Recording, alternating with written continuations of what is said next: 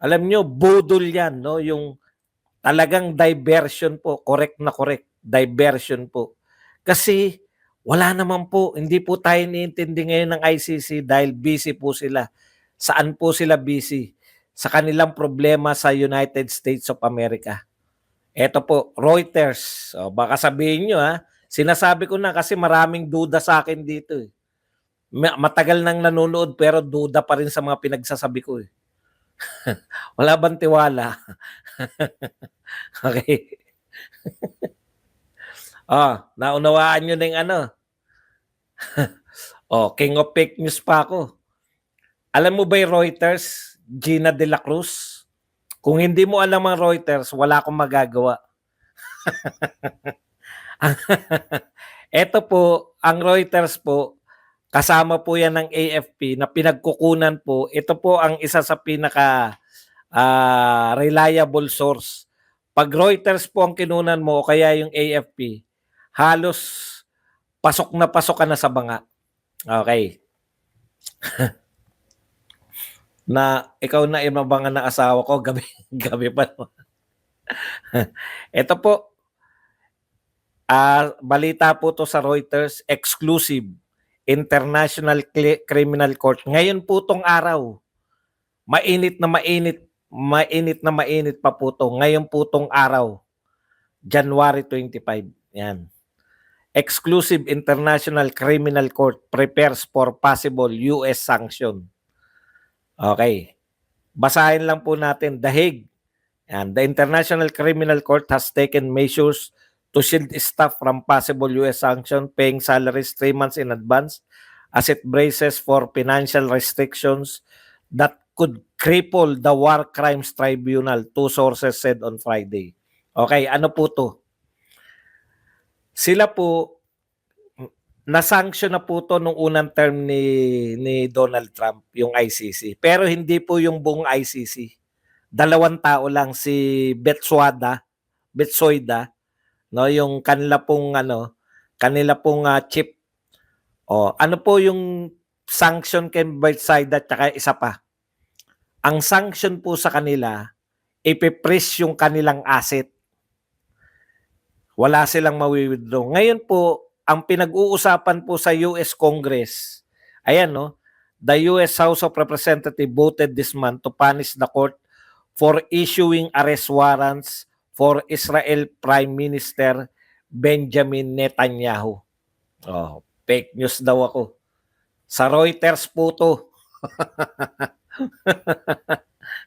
Hindi po to sa Bersamin tsaka si Reuters po to. Kung hindi nyo po alam ang Reuters, ako na fake news. Okay. And this former Defense Minister over Israel's campaign in Gaza. Ayan po, no?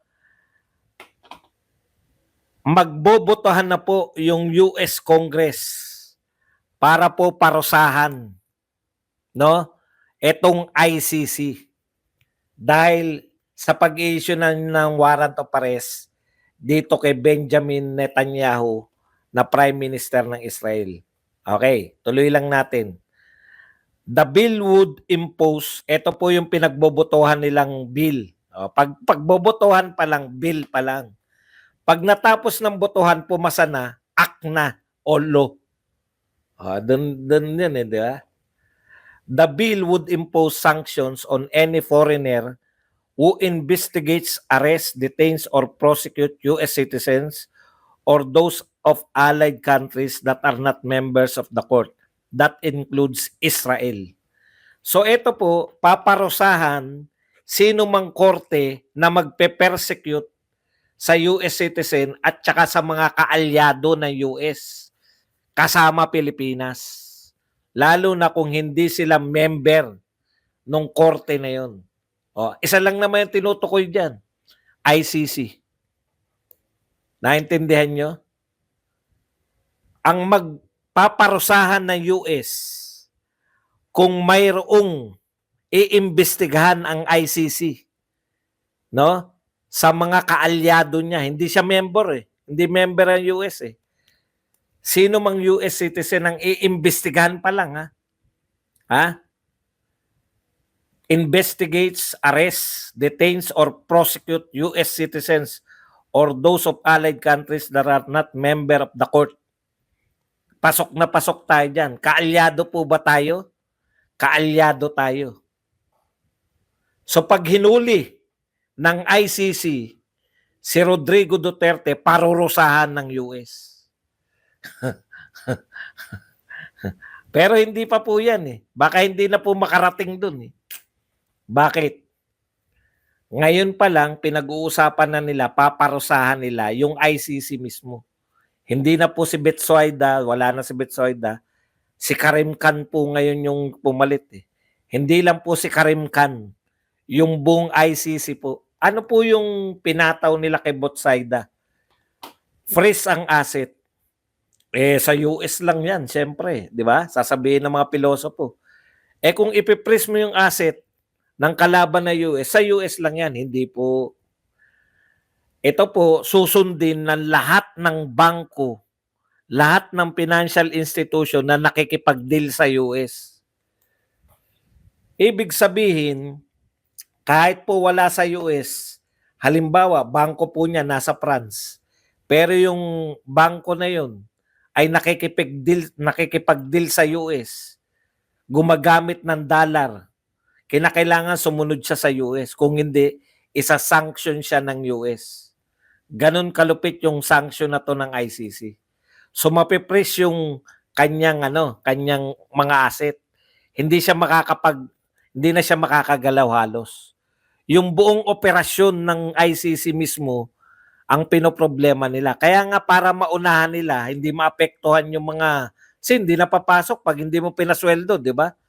Huwag mong pasweldohin yung mga tauhan mo, hindi na papasok yan. Nag-advance po. Ayon sa source nitong Reuters, nag-advance ng 3 buwan yung ICC sa kanyang mga tauhan. Okay, ikalawa pong punto. Bakit hindi na makakapag-operate o mahirapan na yung ICC na makapag-operate? Yung pakikipag-partner nila sa Microsoft, lahat ng datos ng ICC, nakakonekta yan sa Microsoft system. Ngayon, yung Microsoft ay US company. Susunod po yan kay Donald Trump. Kaya matitigil po yung operasyon ng ICC dahil lahat ng kanilang datos, may partnership sila ng Microsoft. Kaya ano po ang sabi? Ito po, pahayag po to. Pahayag to ng presidente ng ICC. Ano sabi ng presidente ng ICC? Ito po. Judge Tomoko Akane warned. Siya po ang presidente. The court's president. Ito bukod po kay Karim Khan na chief prosecutor, ito pa po ang isang pinakamakapangyarihan sa ICC. In December, the court's president, Judge Tomoko Akane, warned that the sanctions would rapidly undermine the court's operation in all situations and cases and jeopardize its very existence. Ano po ang pinoproblema ng ICC ngayon? Yung kanilang mismong very existence. No? Pag prenis po yung asset ng ICC, walang bangko na makikipag-deal sa lahat ng pera nila, lahat ng asset nila na nakalagay sa bangko, saan mang parte ng mundo, naka-fresh yan. Yung Microsoft na US company, susunod yan sa kanyang presidente. Mag-i-stop ng operation yan, lahat ng datos ng ICC, tigil. Wala na silang magagamit. Kaya mismo sabi ng presidente nila, presidente po to ng ICC, presidente to ng ICC, si Tomoko Akane, ang nagsasabi, no? This sanction would rapidly undermine the court's operation in all situations and cases. Lahat po to, no? Will rapidly undermine, mabilis na hindi na po halos sila makakapagtrabaho. And it will jeopardize its very existence. Nanganganib na sila matigil ng operasyon. Wala ng ICC. Hindi na mag-exist after nito. Badong, baka biro lang yan. Reuters po to. Kaya, sino ngayon ang nanluloko kanino? Nananaginip po ako. Wala po to, inimbento ko lang. Galing ko mag-English, no? Imbento ko lang yan. Yan na naman tayo eh. Nananaginip daw ako. Galing ko po mag-English, no?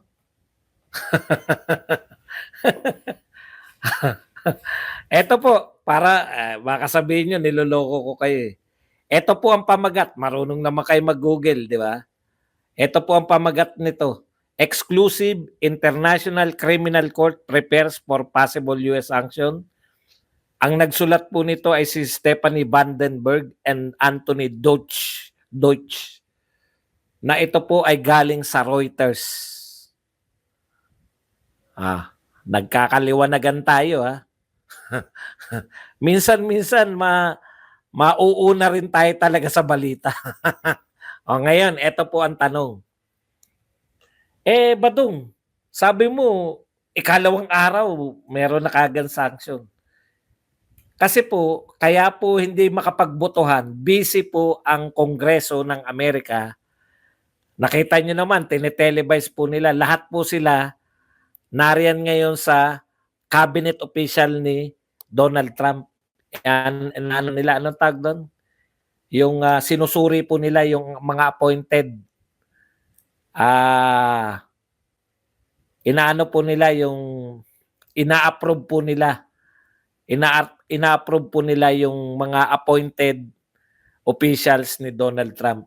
Baka next week, pagbotohan na nila to. Next week, iiyak na yung ICC. Ngayon, ibig bang sabihin, Badong, pag ganyan ang sitwasyon, hindi talaga sila nakikipag-usap sa Pilipinas? Wala naman sinabi si Boying na nakikipag-usap ng ICC.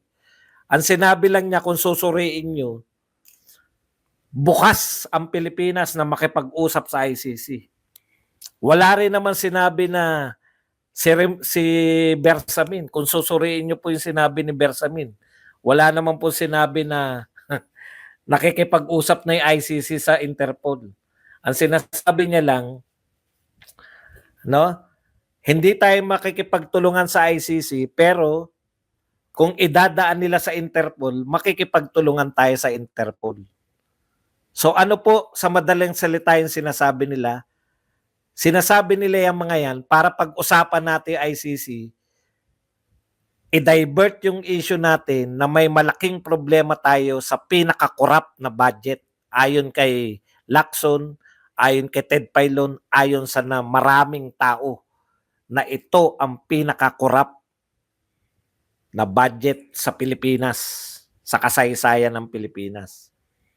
So, wala talagang usapin tungkol sa ICC. Maliwanag po yan, diversion lang ang hinihingi nila. Ma-divert po yung usapan. Kaya ibalik uli natin yung usapan. No? Ibalik po natin. Tigilan nyo yung mga panlilinlang. Ang dami nilang panlilinlang. Ano po ano po yan? Dalawa lang po ang pinag-uusapan natin. No? Ang pinag-uusapan po natin, bicameral report at saka GAA.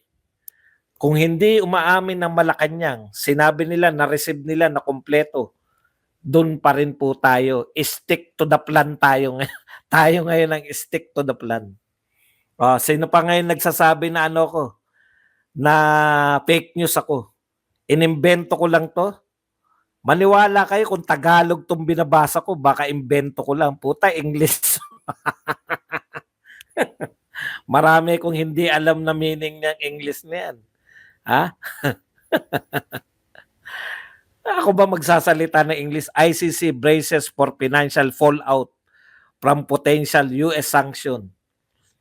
US House Bill target ICC over Israel arrest warrants. Sanctions could limit ICC's financial transaction, threaten operations. Di ba? Yan po ang epekto sa ICC niyan. Don't me. I cannot Englishing myself. How could I? Okay, punta na po tayo rito sa alam niyo po, again, nililihis po nila 'no, ang usapin po ng budget sa Pilipinas, matagal na po tayo nagko-question ng budget dito sa channel natin at sa mga channel po ng mga Duterte channels. Matagal na po na kino-question natin bago pa matuklasan ni Congressman Ungab na maraming blanco na pinirmahan sila.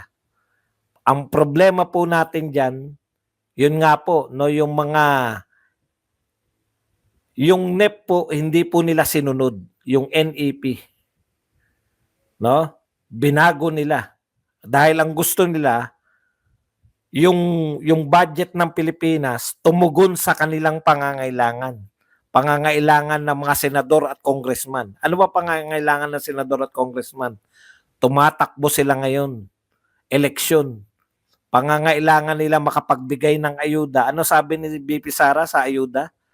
Ang ayuda according to BP Sara ay legal na pagbenta pagbili ng boto. Dati patago pa po kung bumili ng boto ang mga politiko. Ano ibig sabihin? Gapangan po yan eh. Sa mga probinsya, gapangan po yan. Madaling araw yan. Ngayon po, lantara ng pagbili ng boto. True. Ayuda. Inimbento ko ba yan? Hindi ko inimbento yan. Sinabi yan ng Vice President ng Pilipinas. Nawiwili kayo sa ka-imbento ko no? Alam nyo, kung lahat yan na imbento ko, yung mga sinasabi ko rito, bigyan nyo rin ako ng award. Best Inventor. Napakagaling ko naman mag-imbento ng balita.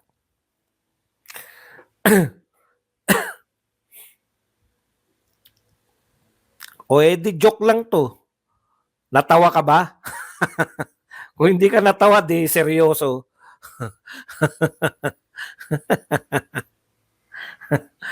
O ngayon, ang tanong ba, ang problema lang ba natin dito sa budget ay blanco? Hindi po. No, yan nga yung ating problema sa budget. Hindi po siya naglilingkod sa mga Pilipino. Naglilingkod po siya dito sa ating mga politiko for re-election, at kung ano-ano pa. Bakit po yung buong Senate inaprobahan nila na walang akap pagkatapos po ng BICAM nagkaroon ng akap dahil binigyan sila ng 5 bilyon. 5 bilyon lang. Bumigay na sila. Tigto 200 million. Kung hindi ako nagkakamali. 200 million ang pinagati-hatian. Sabi nga ni Lacson, takantaka siya eh. Bakit kayo natutuwa na binigyan kayo ng akap, hindi naman inyo yan? Yun ang akala mo, Lacson.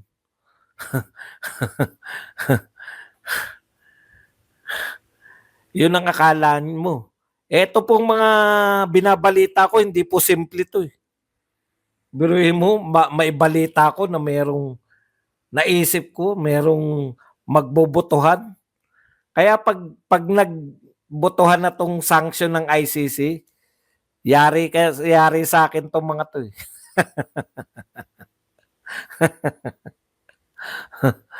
Okay, ang ginagawa po nila, ginagawa po ng mga yan, nilalabo po nila yung simple.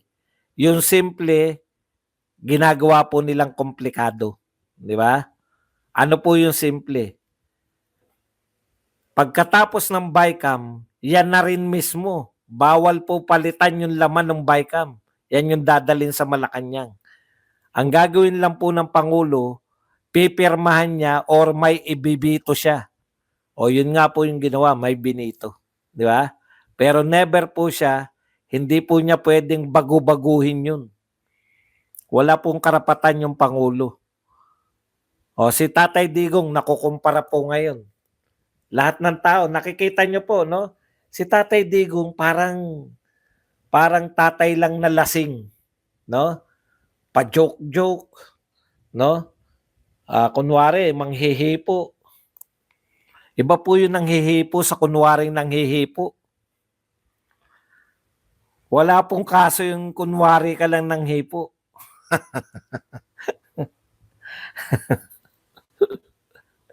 Okay. Dahil si Tatay Digong ay tinitignan lang nila siguro yung pagmumukha at saka sa mga kasuotan na hindi parang hindi seryoso lagi. Nakikita po natin yung diferensya ngayon. Si Tatay Digong po ba napalusutan? Pinagbalakan nila. Hindi po ang nagmamalaki po nito ay hindi po Duterte supporter ha. Si Lacson, Marcos po 'yan. Huwag niyong iboto. Pero wala kang magagawa eh. No? Maipagmamalaki niya dahil hindi nakalusot eh. Kaya niya pinupuri si Tatay Digong kasi sila yung nakakita ni Tito Soto na may in-insert. Pumalag sila. O, kaya maikukumpara po natin yung paraan ng pamumuno. Tapos yung paraan ng pagtugon. Ganyan lang po sila.